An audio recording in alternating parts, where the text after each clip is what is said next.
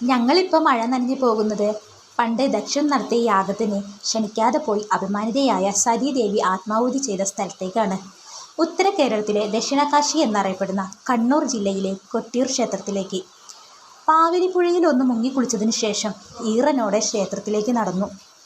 പ്രദക്ഷിണ വഴിയിൽ ജലം ഒഴുകിയിരിക്കണമെന്ന് ആചാരമായി നിബന്ധനയുള്ള ഏക ക്ഷേത്രം.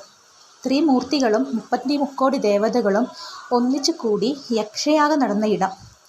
സ്വയംഭൂവായി ശിവഭഗവാനും ശക്തി ചൈതന്യമായി പാർവതി ദേവിയും കുടികൊള്ളുന്ന സ്ഥലം.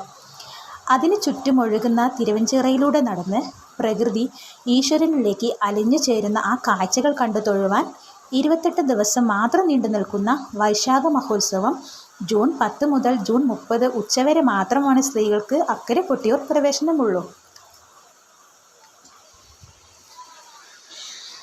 ക്ഷേത്രത്തിൻ്റെ ചരിത്രം ദക്ഷയാഗവുമായി ബന്ധപ്പെട്ടിരിക്കുന്നു.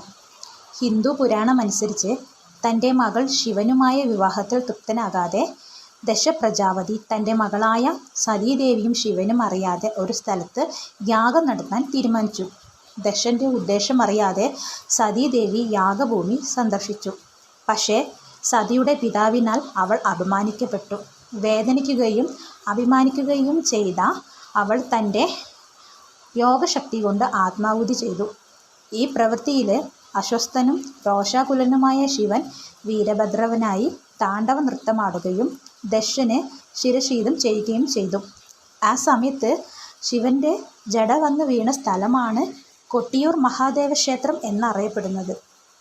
ദക്ഷയാഗം നടന്ന സ്ഥലമാണ് കൊട്ടിയൂരെന്നും ഒരു ഐതിഹ്യ കഥകൾ പറയുന്നുണ്ട്. ബാവലി നദിയുടെ എതിർത്തീരത്ത് അക്കരെ കൊട്ടിയൂർ ഇക്കരെ കൊട്ടിയൂർ എന്ന് 2 ക്ഷേത്രമുണ്ട്. അക്കരെ കൊട്ടിയൂർ തൊഴുത് ഇറങ്ങിയതിന് ശേഷം നമ്മൾ നേരെ ഇക്കരെ കൊട്ടിയൂരും തൊഴാൻ പോയിട്ടുണ്ടായിരുന്നു.